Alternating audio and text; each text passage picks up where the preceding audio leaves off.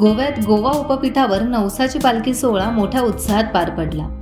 यात लाखो भाविक सहभागी झाले होते। यावेळेस जगद्गुरू नरेंद्राचार्यजी महाराजांचे दर्शन सर्व भक्तांना घेता आले। याहून सौख्यते काय असेल सर्व भाविकांसाठी।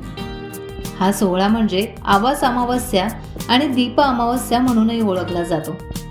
या दिवशी दीपपूजन करून श्रावण महिन्याच्या स्वागताची तयारी केली जाते।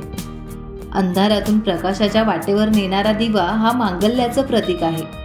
त्यामुळे अनेक चांगल्या वाईट प्रसंगांमध्ये आपल्या संस्कृतीत दिव्याला विशेष महत्त्व आहे। मांगल्य, समृद्धी आपल्या आयुष्यामध्ये नांदावी या प्रेरणेने आषाढ महिन्याच्या शेवटच्या दिवशी दीपपूजन करून दीप अमावस्या साजरी केली जाते।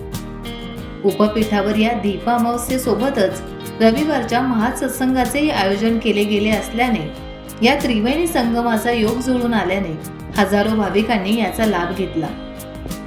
या पालखी सोहळ्याचे यजमानपद मुरगाव तालुका आणि जोयडा जिल्हा यांना लाभले होते। या पालखी सोहळ्यात पावसाची तमा न बाळगता हजारो भाविकांनी भिजत तीनही परिक्रमा पूर्ण केल्या। टाइम्स डिजिटलला लाईक करा, सबस्क्राईब करा, शेअर करा आणि बेल आयकॉन दाबायला विसरू नका। पाहत रहा टाइम्स डिजिटल।